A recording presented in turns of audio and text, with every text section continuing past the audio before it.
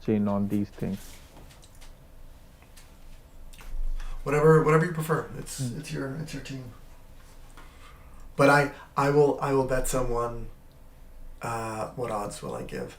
I will give someone 10 to 1 odds that it improves our Spearman R.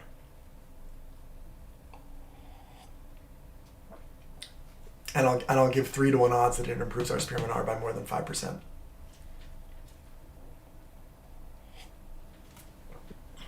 Not betting against that. There was also, I remember when we discussed the population data, one of the things we had to do or thought of doing was instead of uniform sampling across the inputted um, population traits, we would prompt the LLM based on the other traits. Which of these uniform traits would you, or sorry, just like which of these inputted traits would you most likely have? I don't think anyone's done that. So if this is maybe too big of a scope of a task, I could do that if smaller scope. Um, Just yeah. what you just mentioned, Atis, I'm Mm-hmm. working on it because Okay. we have an issue where forget about adding the new traits. Whatever exists is not getting picked up so smoothly by LLMs. So we need to first solve that Oh, problem okay. before we can start adding more and more. So I'm already working on that. So Okay. this is fine.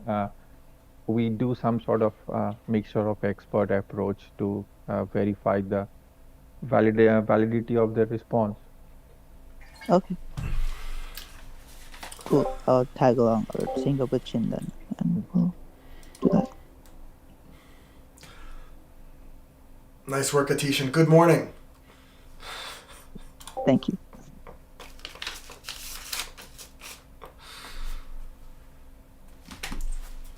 And Ambuj is next. Hey guys, happy Monday. So coming to my task, Avi, I looked into the Gemini that you were telling me to look into, trying to do LLM inferencing, and it's working, but I feel that it doesn't do a lot of reasoning. In a sense, if I ask the model to tell me, the most important attribute level with respect to, let's say, an attribute, it just returns a value based on, let's say, the path word, not the AMC. So in another prompt, if I say, give me with respect to AMC, then it gives another value. So I would say it gets a little confused with respect to a lot of quantitative data that we have. But yeah, I feel there's some amount of reasoning that's missing. On now. I can put in an example in the chat. I guess that will, yeah. No, I believe you. It's a proof of concept. Yeah. It may be a limitation of the language model. It may be a limitation of the input data. Maybe we need our PDF reports to be more descriptive. Maybe we need Yeah. to. Yeah. Also, let's say if you say what's the most important attribute or a level, so it kind of gets confused. Like, should I look at the AMC? Should I look at the path word? So in that sense, it gives me different outputs if I keep prompting it. So that's one of my observations. My guess is if you look at our reports, it's not clear what an attribute is and what a level is. Like you and Could I be. know, but like, is it made explicit in the reports? So this may be a good exercise to create explicit instructions in the reports, and maybe you and Tativik want to start spending, have some like 4, 5, 6 hour sessions where we like upgrade the reports and then make sure that those reports are interpretable by a language model. Okay, sure. Yeah. I'll put in the example in the chat if anyone wants to have a look at it. But yeah, I think that's all for me for now. Tativik, would you be able to guide Ambuj? Of course. Okay. You guys, I want you guys spending a Thank lot of time together because this is it's an important thing. Oh, also, Ambuj, I found a present for you. There is this tool called Open Web UI. I'll stick it in the chat here. It's got, I don't know, 60,000 stars, 65,000 stars, and it's like an OpenAI clone. I know last week you were looking for a UI library to like host the chat interface. I don't know if that will be valuable for you or not, but feel free to, if Sure. Tatevik likes it and if you like it, feel free to use it. I think it's got a pretty attractive license as well. Sure, Avi, I'll look into it. Thanks. That's all for me, guys. Thank you. A quick question, Ambuj. So these Yeah. queries were run when you fed the PDF that you download from the tabs of a market simulator? Oh no, this is not that one. So this is a separate where we are just doing LLM inferencing, where I'm putting the whole JSON data into Gemini because it has a big context window. So as a proof of concept, we wanted to see how well that would look like, without any RAG, without any framework, just inferencing. Okay. Oh no, I wanted you to put Yeah. the PDF in. The JSON will not be interpretable. You got to Oh. stick the PDF in. Okay, sure, I'll try it with the PDF. All right. Good Try call, with Subodh. try with PDF, Ambuj, because we may be writing JSON in a very weird way, which only we understand, let's say internally, but we can always write a PDF that anyone can understand. So going forward, just take the PDF and Okay. work with Only it. the PDF. Whatever format in terms of how the sentence is written works out, we will write the report in that way. Okay, sure, I'll do that. Thanks. So yeah, so just use the PDF. Do not use JSON anymore. Okay, sure. Thanks. Thank you. Avi is next. Oh. I am grateful for my health. I was sick last week, and I was sick all kind of weekend. Really, I was like kind of recovering. So I got really behind on my work, and then I was trying to like not get stressed out about getting behind. And I did an okay job of that.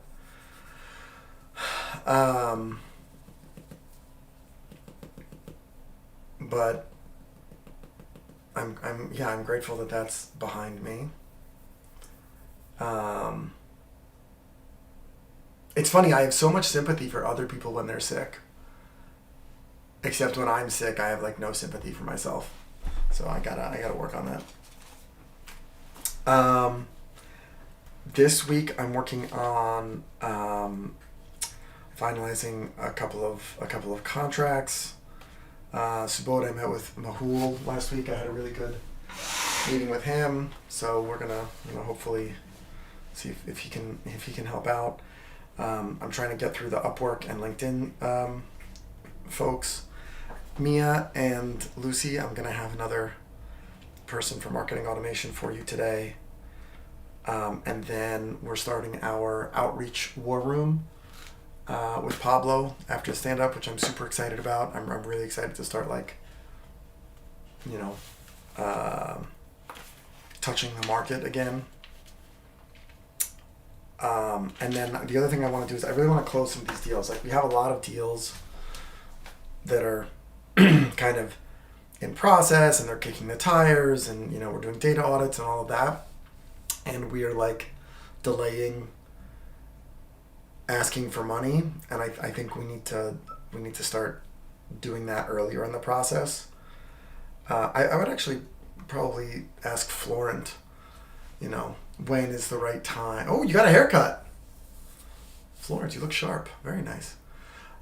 I would probably maybe ask Florent maybe when we want to start converting some of those deals.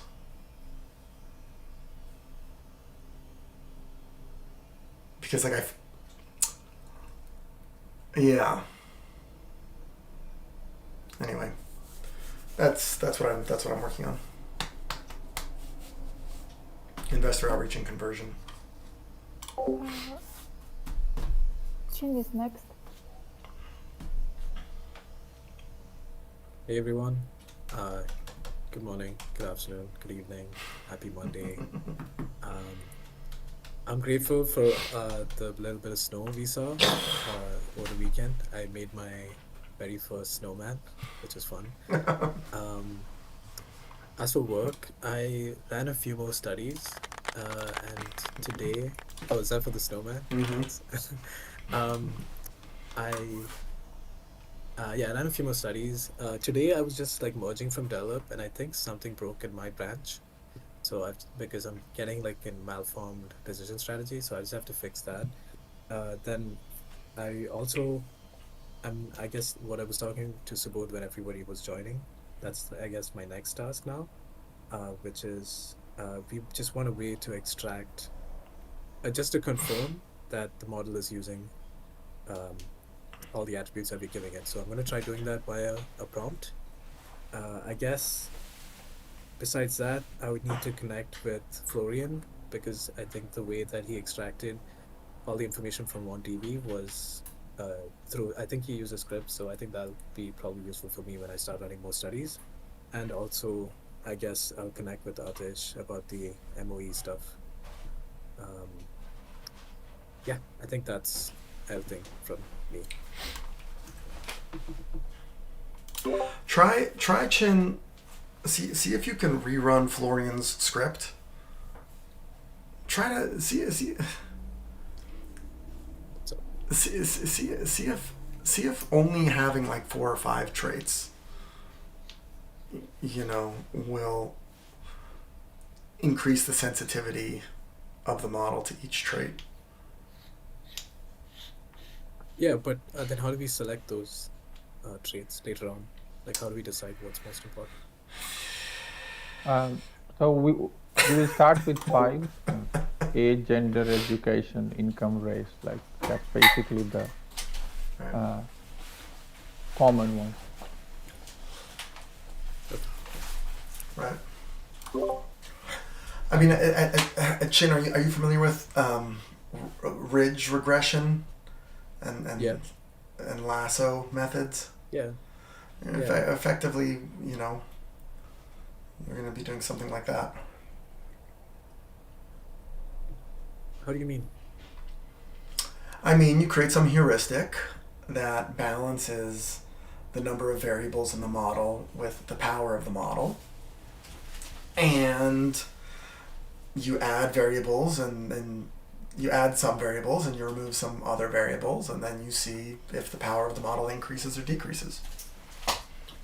And one thing to consider, I always confuse the two, but I think it's lasso, where basically if you increase the cost or the weight of the parameter, then it will bring variables, the least the variable with the least explanatory power to a 0 coefficient, which means essentially the same thing as removing them from the model, and then you're like increasing that level, and then it's like, okay, I have my 12 variable, 10, 8, oh, those are the 5 that works the best.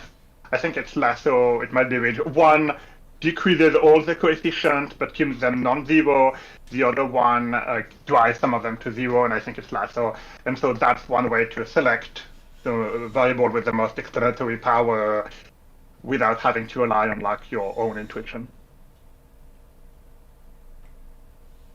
Yeah, I'll look into that. Research experiments of experiments, or experiments on experiments. It's like a whole field of study.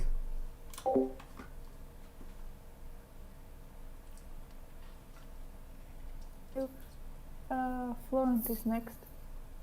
Thank you. Happy Monday, everyone.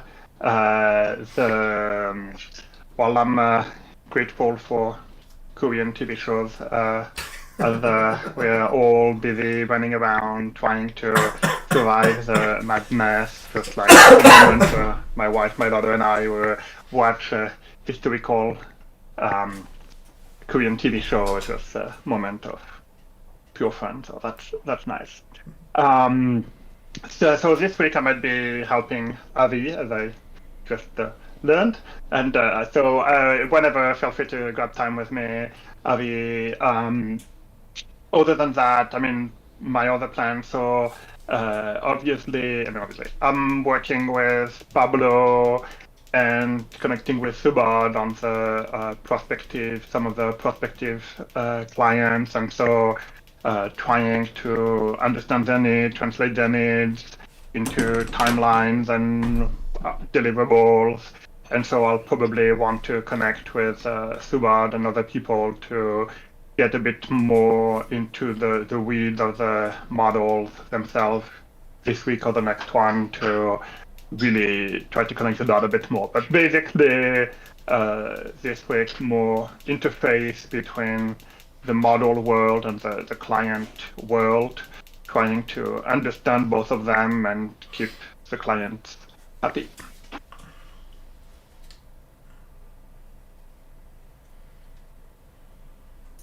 You. Florian is next. Hello, everybody. Happy Monday. Hope you're all doing well. So what I'm trying to do now is to make the transcription pipeline more robust so that I can start running it at scale. So what I'm going to do now is I have to generate a CSV file as well, which has all the attributes and the reported coefficients in the paper, which I forgot to do last time. And this requires a lot more precision, so I have to look through different models and really tune it so that it doesn't hallucinate. And then I'll actually transcribe each paper we have and then rerun the human baselines on that and see if the Spearman correlations are any different. Maybe they go up, maybe they go down. But if it looks fine, then I'll start running it on papers at scale that I get from the AI scientist. Yeah, this is what I'll be working on this week. Florian, do you know we have those like 85 experiments, the 85 human baselines.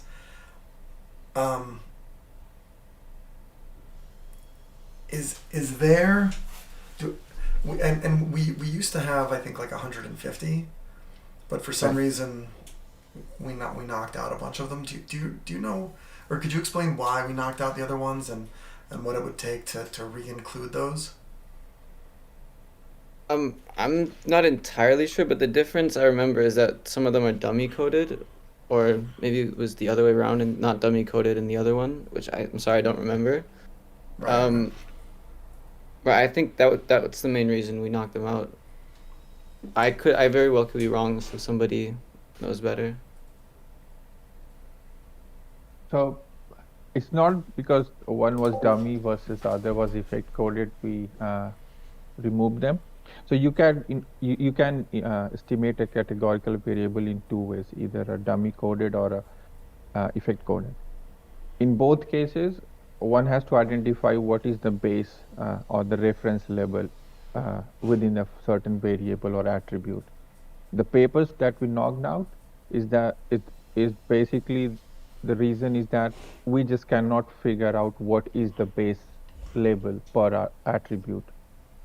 We can identify, we are able to identify which of the encoding it has used, either dummy or effect coded, but we cannot figure out the base label.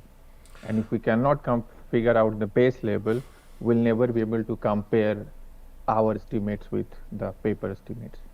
Wait, but if we use an incomplete experimental design with a conditional logit, then we don't need a base level. Or I should ask, is that true? No, we can't. So if we are comparing human base, it has to be exactly the same base, because whatever base you choose will determine what will be the sign of the other non-base labels. But if there's no base, if there's we can estimate AMCs without a base level. You can estimate the AMC without base label, but then you'll not be able to compare. So it's like this: suppose there's a gender, two label, right? Male and female. Let's say the paper had used male as a base, right? And then it had gotten a beta on female as -0.5. So basically it's saying compared to male, females are going to give you minus 0. Or less than around 0.5 less number. So if you switch the base, you're gonna get a 0.5 on the male. Right, but So what if there you is can no? calculate. What if there is no base? If in an incomplete design, there is no base, right? So if there is an incomplete design, I don't know what you will get, whether it will be plus or minus, there is no way to compare. And then you will have more parameters in your model than what the paper has reported. So then how do you then compare Spearman, calculate Spearman R? You need same amount of parameters.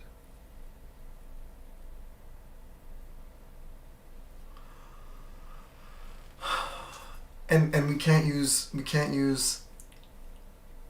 conditional logit instead of OLS, which doesn't No, require base. it has nothing to do with the model. It has to do with our ability to figure out what is the base level. It doesn't matter what model you use, you need to know what is the base so that you can fix the base and estimate the betas on rest of the categories. Really? Is that true? So when we have the base, do we not include it in the attributes when we do the experiment? No. So in survey design, you include everything during model estimation, right? So whatever is the base, that basically is, let's say, set. So again, let's say you have gender male and female. First observation is, let's say, male. So you have male 1, female 0. Next is, let's say, other way around. So it's 0 and 1. So out of these two, you will fix one as base. So base means you will not put that column into your model, right? Like programmatically saying, right? So if you switch it, you're going to get a different sign on the beta. So imagine if you have 3 or 4 labels. If you take a wrong base, you can end up with a totally different sign of your betas for the rest of the labels. And that will mess up everything. But I mean, we should maybe take this offline. But I was under the impression that there were certain estimation methods where you didn't need a base level. There is no such estimation. It's just simple math, right? So if I have 3 labels, it's like this, right? So 1 is always redundant. So I can only do number of level minus 1. That's just the math.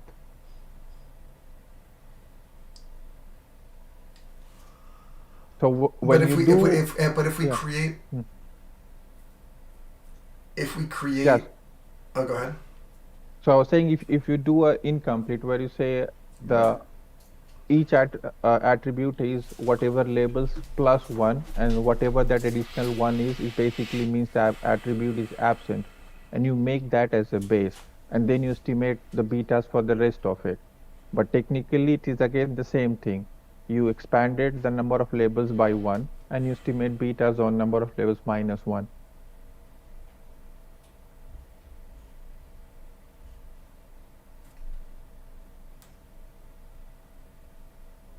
Okay, that sounds good.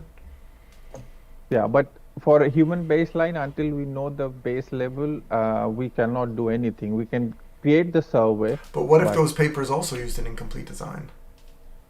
Maybe that's why we can't figure out the base. No, but they haven't mentioned it.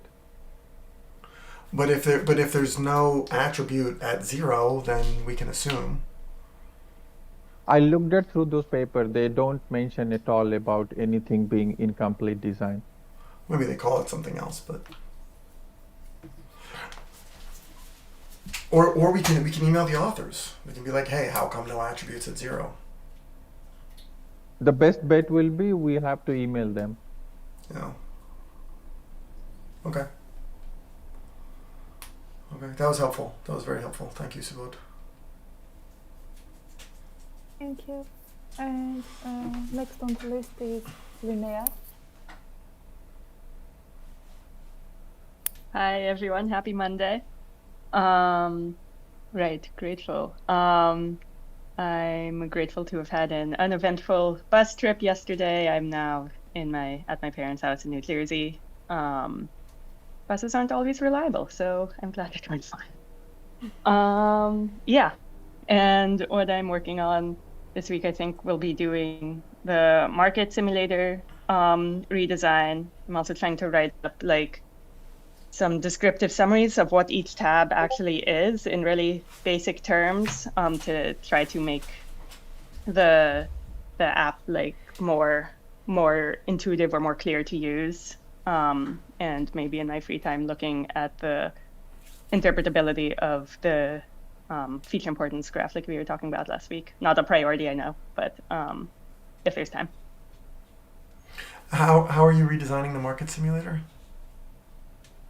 That's something Tadevik and I think are talking about this week.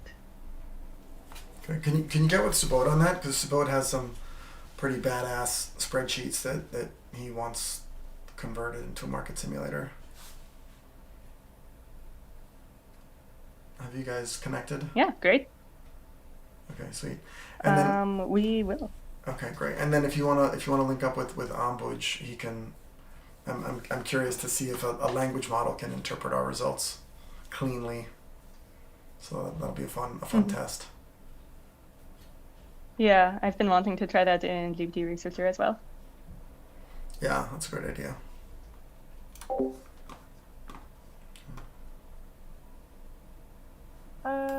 Lucy is next. Everyone, happy Monday. Something I'm grateful for is just being healthy, and yeah, that's it. And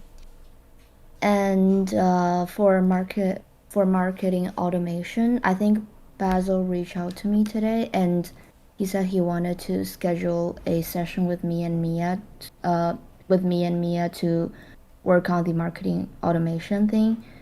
And I think I will just do that. And also I will be meeting with the Reddit marketing for business team later today at 1 p.m.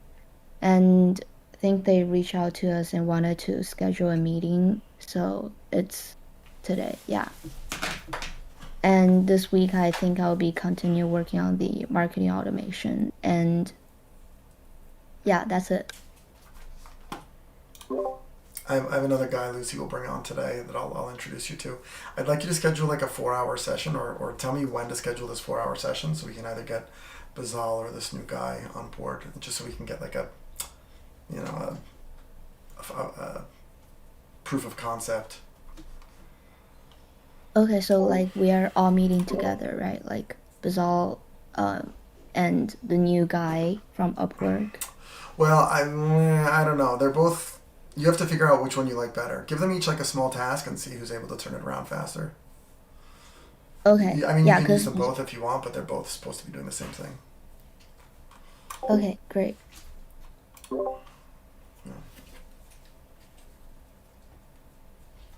Yeah. Madi is next. Hello. Happy Monday. Yeah. Okay. So I integrated the GPT researcher with the experiment flow. So now when we run an experiment, it do the research using GPT researcher, and also run the execute the experiment. But there is one issue. Yeah, there's more actually. And stores the report, the links, citation, everything into a file in weights and bias. So the front end, the collaborative environment just needs to get that file and present it in the collaborative environment. So this is what has been done. So here are the issues now. The issue is that I tried, but until now it's not in parallel. So the GPT researcher execution and the experiment execution is not in parallel. So it adds up to the execution time. I think I'm close to make them parallel. I'm testing now. Nice.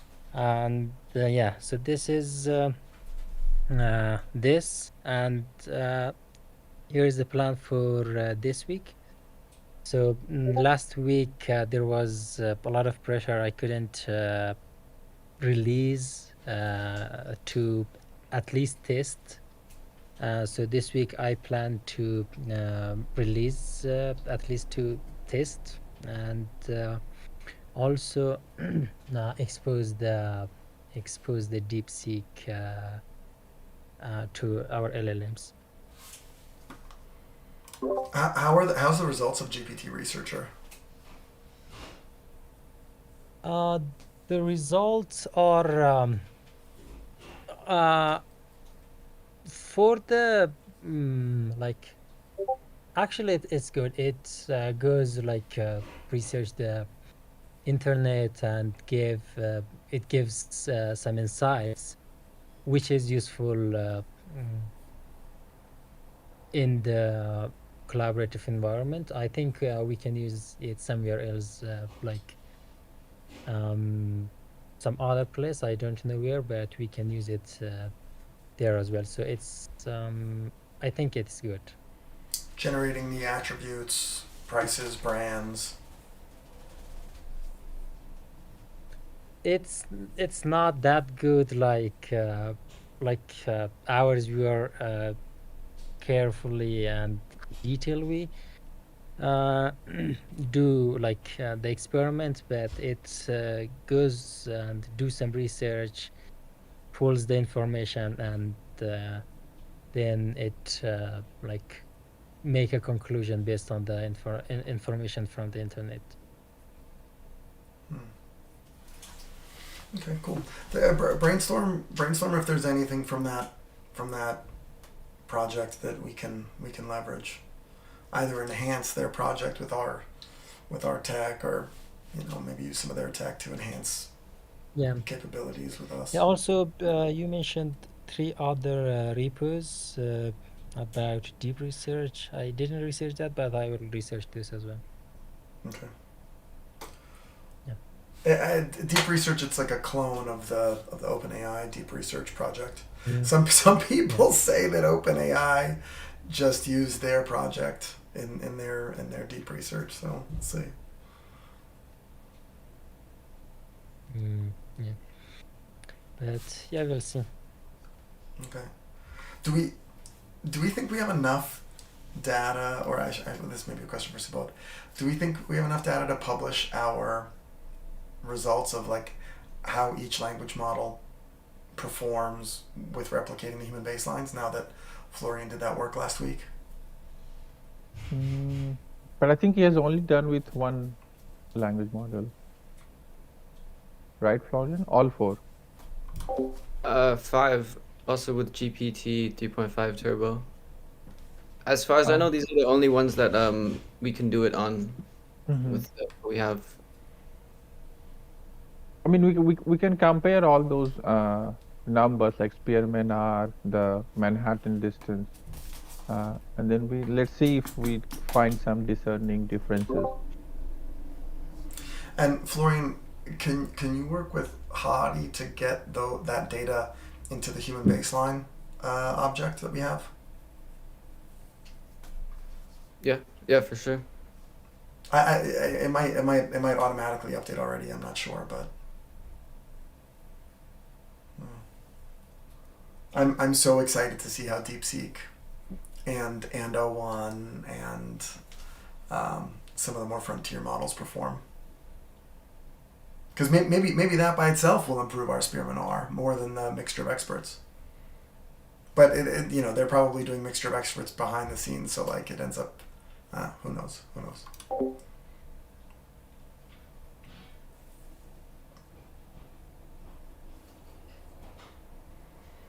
Next.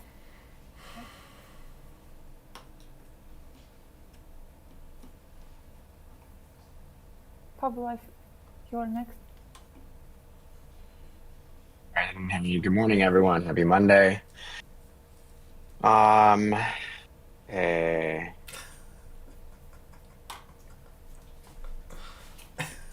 Grateful that the Eagles won yesterday. For those of you who don't know, I actually lived in Philadelphia for a few years. I actually started my career at Vanguard, um, yeah, which is like west of Philadelphia, their global headquarters. And so I lived there in that very interesting city of brotherly love. And so they won the championship, and probably not relevant for most people here in this call, but they're probably having a good time over there. My friends certainly are.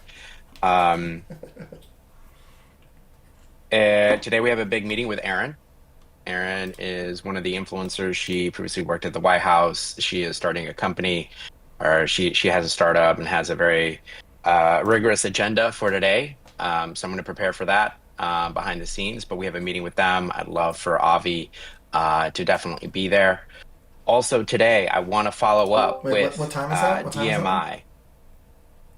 Um, it's right after our fundraising war room. Okay. 12:30. No, excuse me. 1:30. Excuse me. One sec. Who is this? Aaron, 1 p.m. Central. Have we met? Have we met before?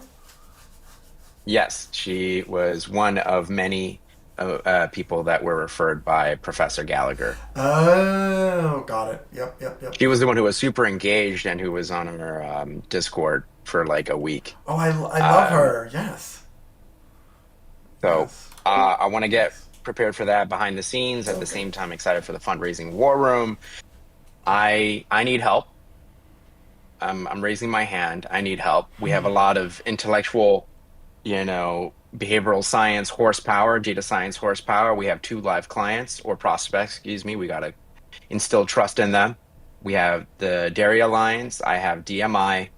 I have documents that I've curated for the programs to validate our results. I need help carrying that forward. Florent wants to connect with Sabode or Tatovic.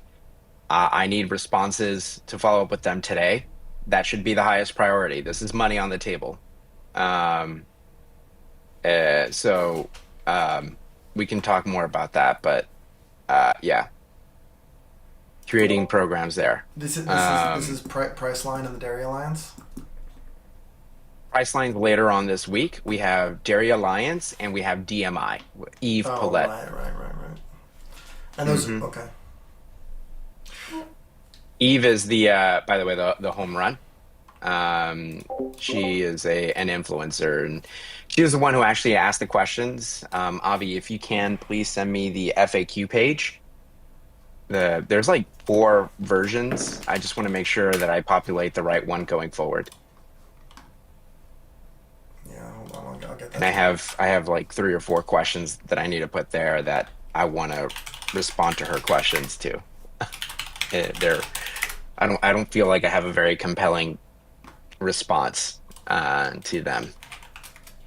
I know you, Avi, you're really good at responding to them. Yeah. So,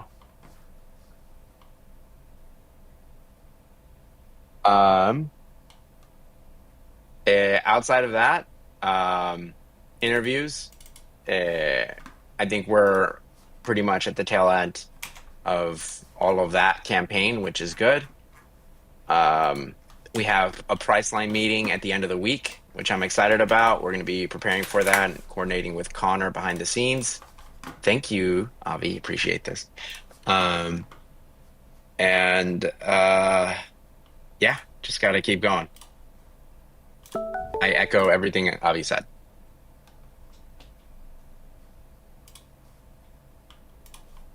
Sarah is next.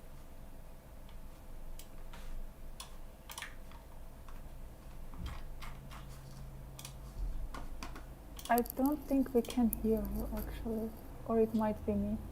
Can everybody hear me? Now we can hear you. This weekend I also watched the same, but it was really late. I only watched half of it. So I just saw the Chiefs get absolutely buried, and then it was like 2 a.m. So I went home. But that was the thing. I'm applying for the Google Impact grant, and the blocker is sorry, my brain. I have some questions that I'm gonna get asked in the fundraising room today. The grant is for up to $2 million, so we have to give a budget for what everything's for. So that's just what I want to clarify. Yeah, I'll get that in today. And Wait, what is this for again? Sorry. it is for the Google.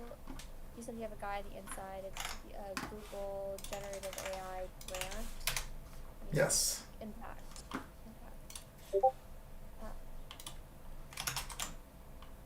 Okay. And that's, how much is that for? Upwards to $2 million. So you have to say what you are asking for. I'm assuming we want to ask for the max, but we have to say what everything. So we have to give a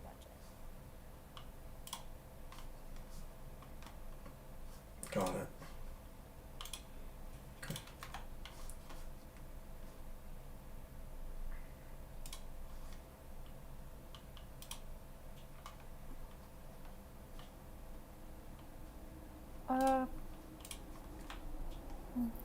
So what is next? Happy Monday. Did I do the weekend? Yeah. We went to a really far remote village in Netherlands. That was nice. It was so far that after one point there's no public transport. And even there's literally like a one guy driving Uber in that area. Takes 30 minutes for Uber to reach. But it was nice. Really in the inland of Netherlands. Work-wise, I'm still working on the following. So, how can we best present the trades to the LLMs so that they can actually use while making the decision? That's what me and Chin were talking earlier as well. So it's not just even the presentation-wise, but also to actually validate if we even show to the best of our abilities presentation-wise, is it actually even thinking, using it? If it not, then we'll have to figure out how to make it do it.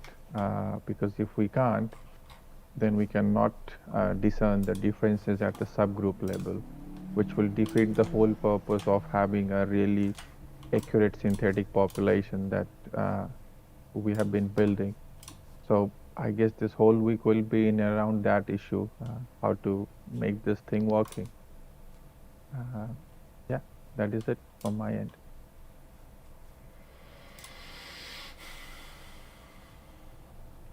Next we have Tushar.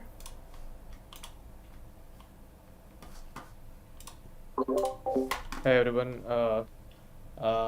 I'm currently working on the new trial Stripe integration, so that is mostly done. I'll be raising a PR for review, and also refining the website a lot. So yeah.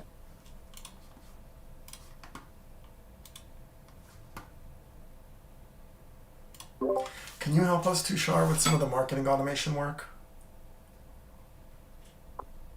I can give it a shot. Yeah, we might need your help there.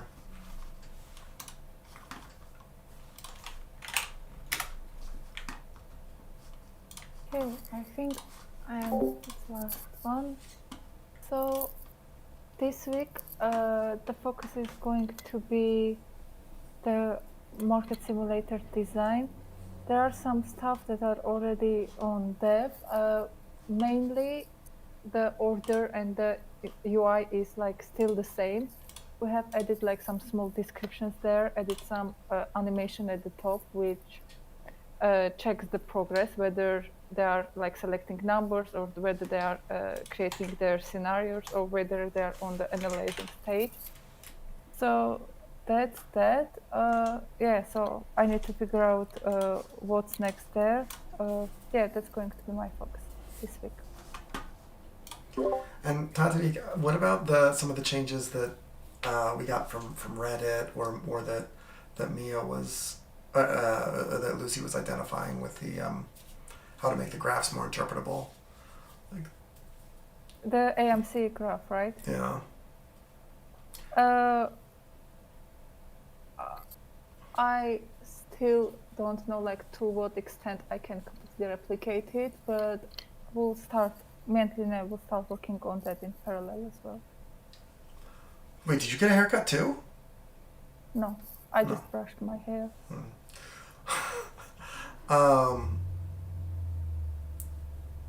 Yeah. I think even just like adding the dependent variable would be helpful to the graph, or like having the interpretable, like making the sentence on interpretability reference the dependent variable, or having like value suppressing uncertainty palettes, or making sure that any AMCE that crosses the 0 axis is grayed out.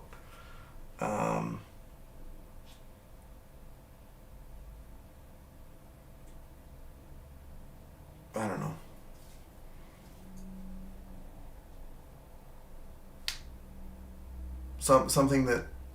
Something where I can drop the image into a language model and say explain this, and it'll be easily explained.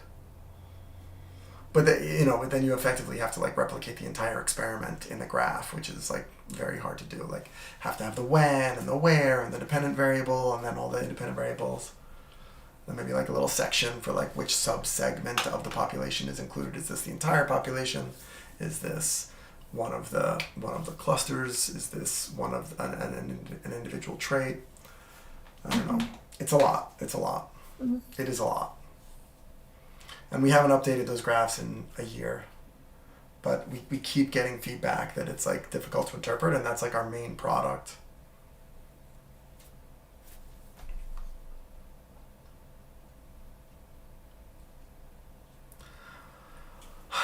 Also, I mean, oh, go ahead. no, I was just going to say that we're on the same page here, so. Yeah. Also, my opinion of what you have so far is better than pretty much anything that exists in the research. Like when I look at papers, when I look at the AMCs, they're all less interpretable than what we have already for the most part. So. Okay, so it's not that horrible after all. No, it's good. I think it's very good. I think it's very good. Can be better, so we'll work towards that. Can I just echo what Avi said? I talk to a lot of these, front end customers or prospects, and what I will also say is it is incredibly powerful, and it is what users are when they finally get it and they understand, because this is foreign to many of them. You have to understand that, like, they're not PhDs, they're not subject, they're just the stakeholders. They care about the outcome, right? They're not the PhDs, they don't care about the insight, or you know what I mean? And so when they finally understand how to use the tool, to give you credit, like it's like a huge aha moment, right? But the question is not how to reinvent the tool, or that we're not in the money. I think we are, but rather how do we make it as easy as possible for them to ingest, digest, and take action from it. Okay. Mm-hmm. So I just want to give credit there. It is a super powerful tool. We did the hard part. Now we have to focus on, how do we make it more relevant to the users so that they can get the value from, what is intended of that AMC.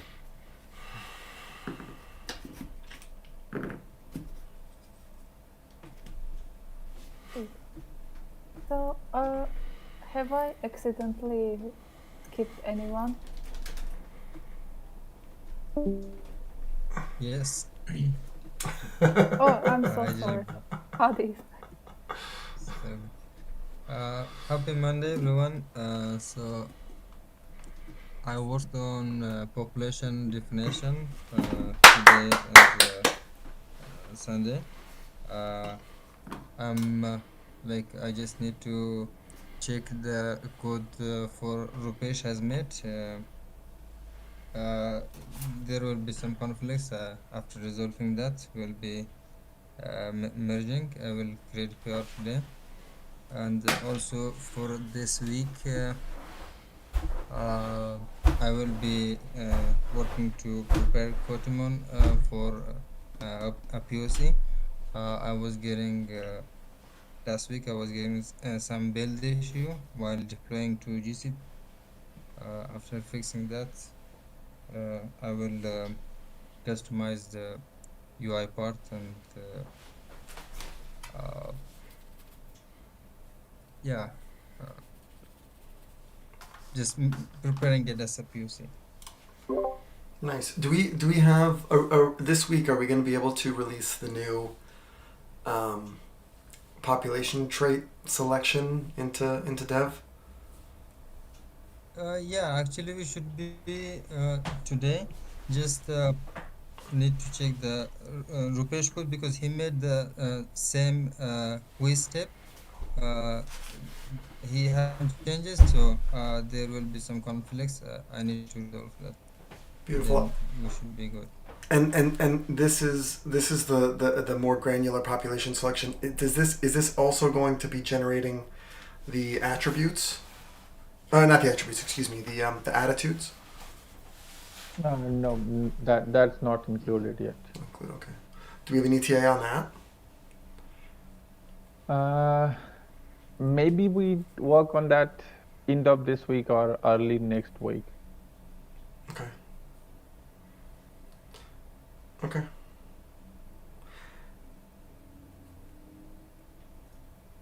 Because again, those will tie back to the persona traits. Because if LLMs can't perceive them, they will not be able to provide meaningful answers to the attitudinal questions. I think they can perceive them. They just can't perceive many of them.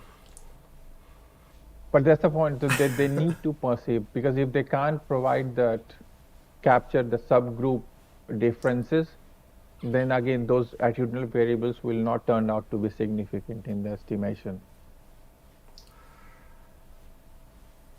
Is it a safe assumption to say that the attitudinal effects will be stronger if we have a smaller number of traits? No. Okay, two things. That's a bad assumption.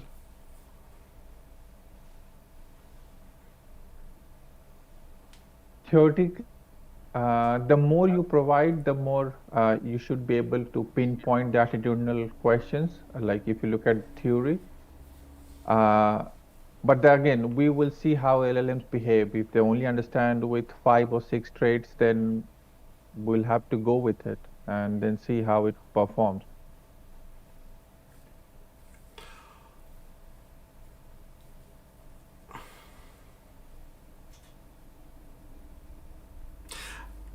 Could I also make a hypothesis? Mm-hmm. When we don't use Pydantic in the tasks, Mm-hmm. the number of tokens sent to the LLM is cut by like 50%, and so there's fewer tokens in the initial prompt for the LLM to really focus on.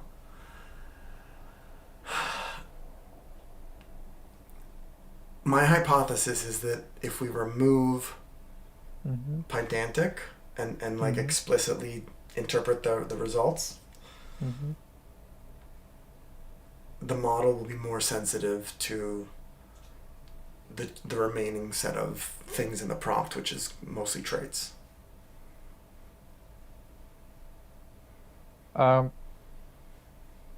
We will see how it performs, like in terms of passing error without Pydantic, because the thing is the following. Then we will need to know, let's say across some experiment, if we get on an average 20% passing error, then we need to inflate our initial population by that much, so that at least we maintain the sample that is required for a certain survey given the attributes and labels. That's okay. So then everything needs to be tied up together. I know. I mean, I'm okay with that. Like, a lot of the methods we're doing are like methods used on humans because humans are expensive. But like, we can do the internal consistency. We can do the 20% failures. You know, we can rerun the failures if there's a parsing error. especially with the cost of the tasks going down so much. You know, and then more of our model power is coming from the LLM instead of the math after the LLM. There is a new one. Literally saw it, I think, today on LinkedIn. There is a direct class provided from OpenAI itself, where you just say, I want output in this format, like a key value pair, and then you don't need to pass the Pydantic. I'll sit with Mari and see if we can use that. What I'm realizing OpenAI is doing, my hypothesis about what OpenAI is doing, is they're just taking open source projects like Pydantic, like GPT Researcher, and putting it behind their API and saying, oh, look, we came out with this new feature. My guess is if you dig in, they're just wrapping Pydantic. It could be because the first line they do import is from Pydantic import base model.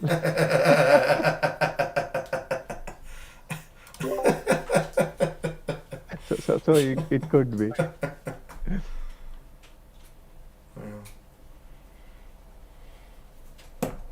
Yeah, we want to get like as close to the bare metal as possible.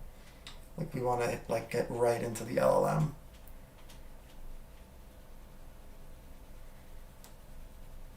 That's funny. I'll sit with Mari this week. We'll see how can we get close without putting Pydantic. Sweet. Are we releasing on Friday? If Hardy is done by today or even early tomorrow, then we can release even on Wednesday. That's exciting. Because from the back end, everything's ready. Hardy needs to merge his so that we can do one test. Everything's coming as expected. And then everything is already changed in backend to take care of it. Subodh, one question right now. When we go through ideation pitch, it's done. But how about replication? Because replication also is going through the same component which goes through the ideation. If because there are some components added, how do we handle the replication of an experiment? Okay, so this is what we'll do. For the older experiment, we'll add a new field where none of these values will be shown to you, right? So that means for these experiment, none of these additional variables, let's say, existed in terms of ability for people to select. So then you pass that, pass on to the backend, and then we'll use the same old NHTS data to do it. Or maybe we add a step saying, okay, now we have ability to do it. Do you want to define your population here? So we'll provide both those options. Okay.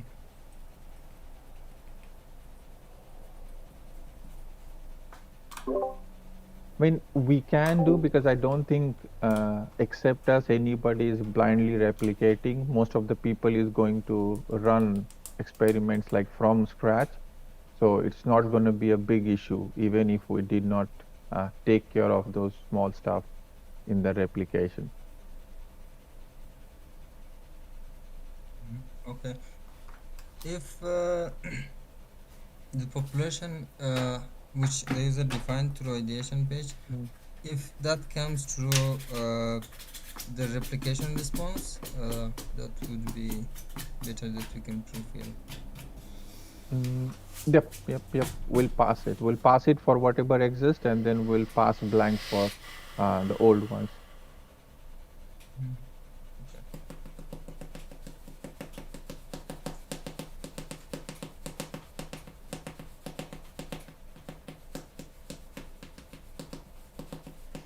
Keep anyone else?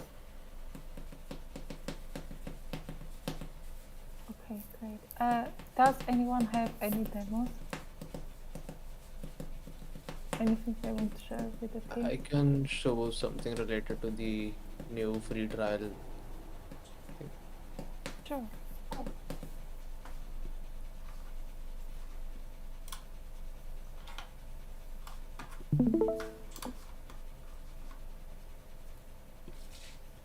Okay, so if I sign up with a new free user,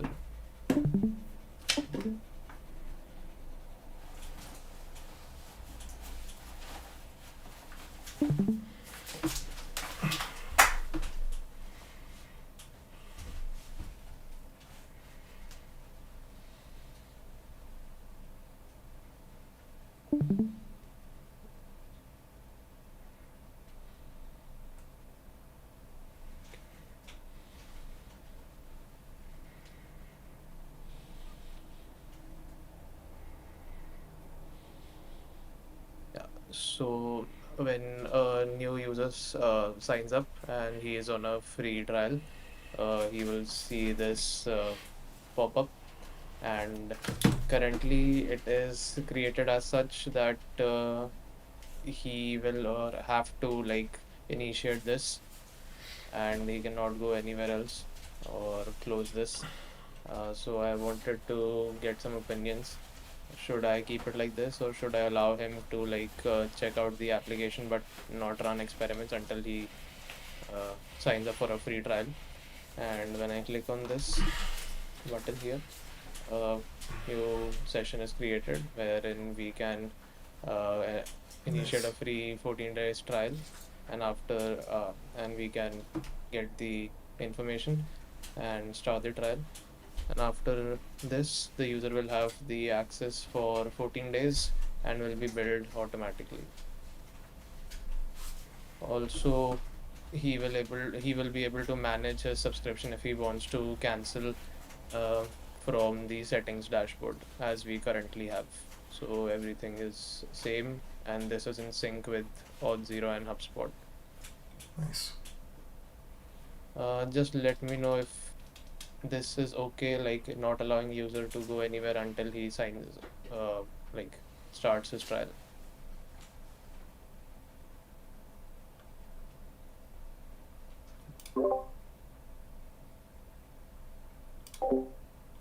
Pablo, what do you think? I mean, I have an opinion, but I wanted to wait until other people also contributed. Also, the users which have like the customer access or product trial access won't be seeing this modal, so they will normally access the app.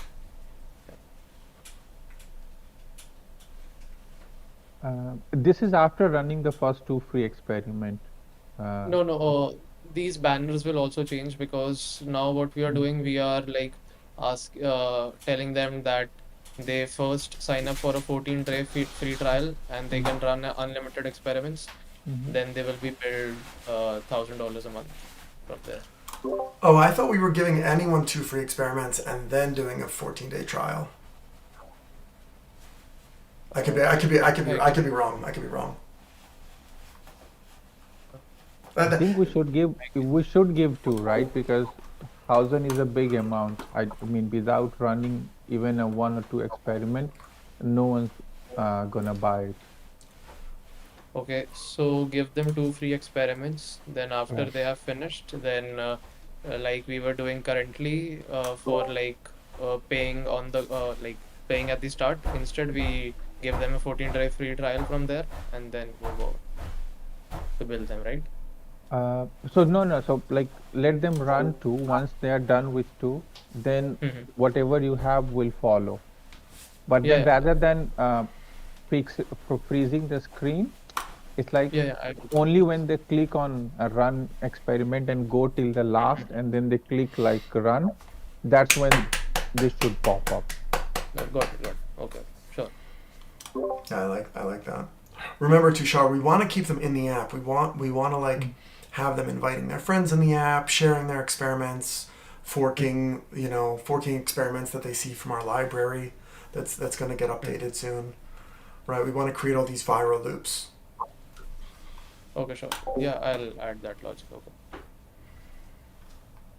Yeah, we want to make it Yes. easy for them to invite their friends and share and all of those things. Oh, you want to run another experiment? Invite a friend. Oh, you want to export your data? Invite a friend.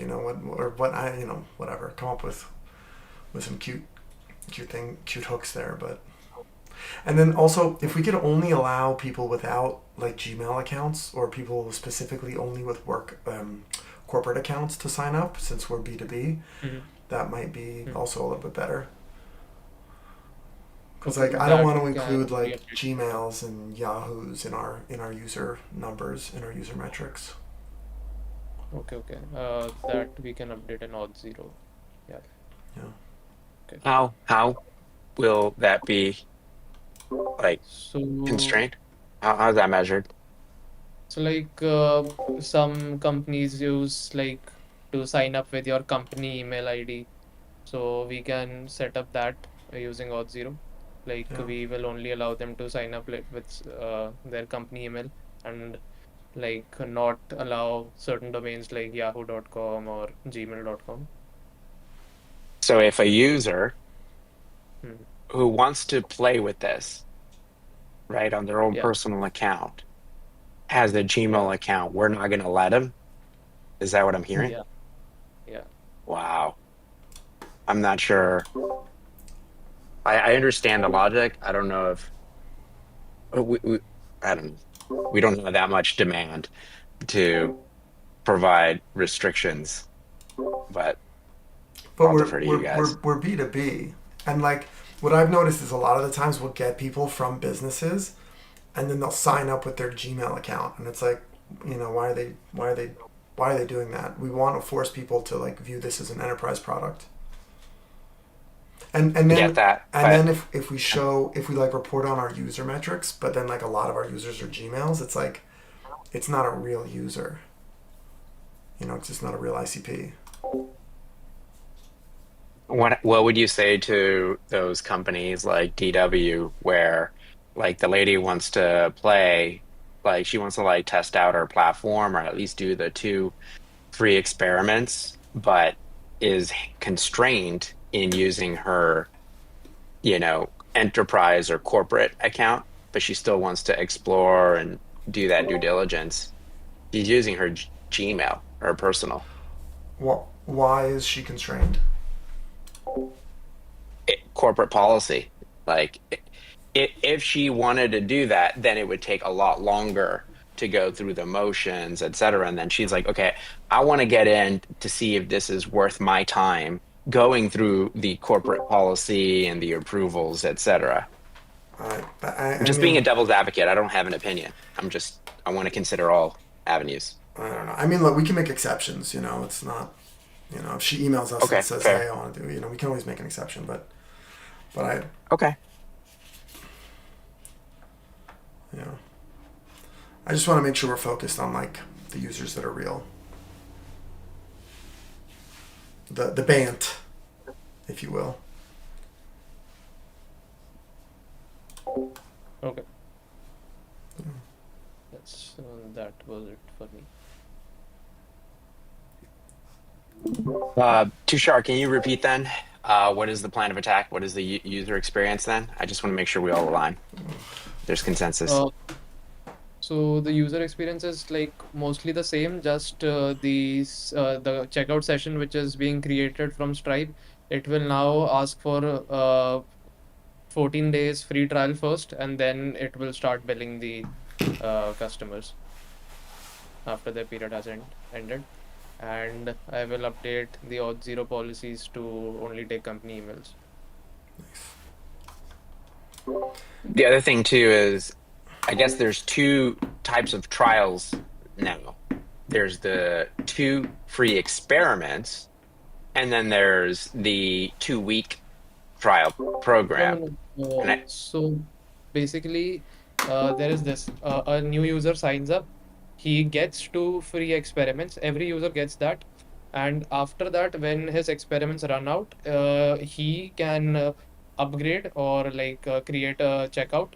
And then his 14-day free trial starts. After it ends, hmm hmm automatic billing happens. Yeah. upon the trial ending, yes, Yeah. yeah. Do we want to have them put their credit card information? Yeah, yeah. For the trial to start, they will have to put the credit card. Yeah. And the trigger for this pop-up would be if they click on the ideation to try to create or submit an experiment. We don't Yeah. want to do it when they're about to hit submit an experiment, because that is a horrible experience, right? Do you think that they would have to get like company card to be able to do that? And it's not like do you think having to put money, like put a card down for it to a trial to be effective? Well, that's the point. We want them to qualify. We want to qualify them. Also, currently it is set up like if you go through the whole creating an ideation, through the whole ideation process, and if you're not like a paying customer, on the last step when there is a run experiment button, when you click on that, and at that moment the pop-up or the modal comes up. So currently it is like that only. So we show them the whole experience, and after that we are doing this. Tushar, by the way, good work. The Stripe checkout, can we also make sure that we have an input box for coupons? Oh yeah, sure. Okay. Let's make sure that we include that. And then if me, the sales team, wants to say, hey, look, input, we're going to give you a promotion or whatever, right? Like we're trying to close deals. We're trying to incentivize, right? So here's a promotion or whatever. Am I empowered with that link, that checkout link, so that the user will have to, authenticate or sign up and then also be able to, make that payment? Or do I have to tell the user, you have to authenticate yourself, you have to go directly, you have to go to settings, you have to click on this button, et cetera, et cetera, et cetera? There is a checkout link which you can share. I will share it with you. But otherwise, Okay. a specific checkout link is created for each particular user. Got it. Okay. Yeah. No verdict. I just need to know what are my, how can I play around this as well? Yeah. That's very good, Tushar. Yeah, Tushar, nice work. Avi, can you add me to Auth0? Yes, sir. Thank you. Could we have on HubSpot another trial like life cycle stage? And the reason being is, right, like Avi loves tracking the data. It'd be good to see the difference between those that get, the 2 free experiments, which is like literally everyone that signs up, and those that actually provide their credit card information are now in the 2-week trial program. Let's do this offline. Or let's have a schedule. Let's schedule a session to do this. But yeah, I mean, I think we implicitly have those levels in HubSpot. But let's go over it. Let's schedule a session to go over it. Let's include Lucy and Mia, because those stages are also going to be the triggers for the different marketing automations that we're setting up. So Tushar, could you maybe take point on this? Lucy, Mia, Pablo, me, schedule like a 2-4 hour session, schedule 3 or 4 of them. Let's get through the marketing automation stuff. Yeah, okay. Okay. Nice work. Excellent work. Oh, and I just added you to Auth0 as an admin. Thank you. Hey, do we have any demos? Any more demos?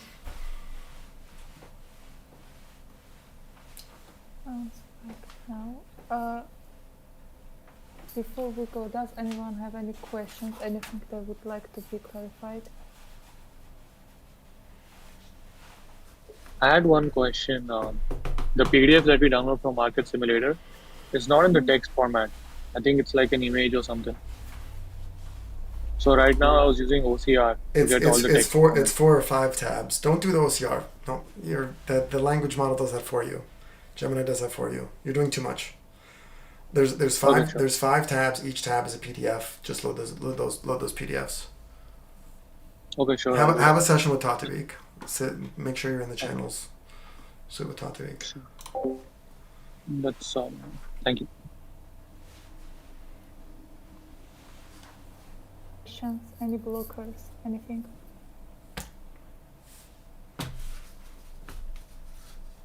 Avi, can you add me to Claude? Yes. Stand by.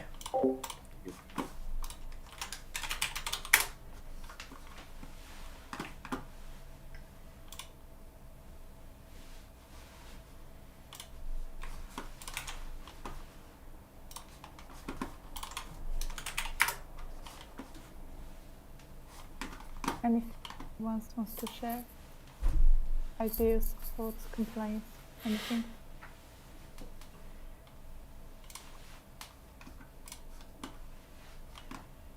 I actually have a small blocker. I was sent the weights and biases, the login and the password, but it doesn't work. So can I have that, please?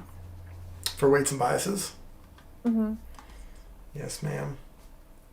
All right, Tushar, you were added to Claude. Tatavik, to get in, you need to log in the API account.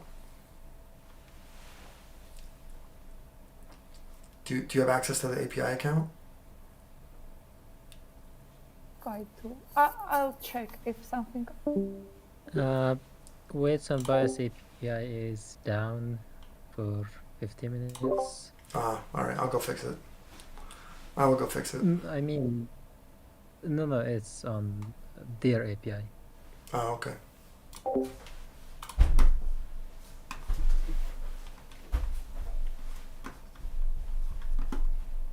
I guess we are all good then. So we are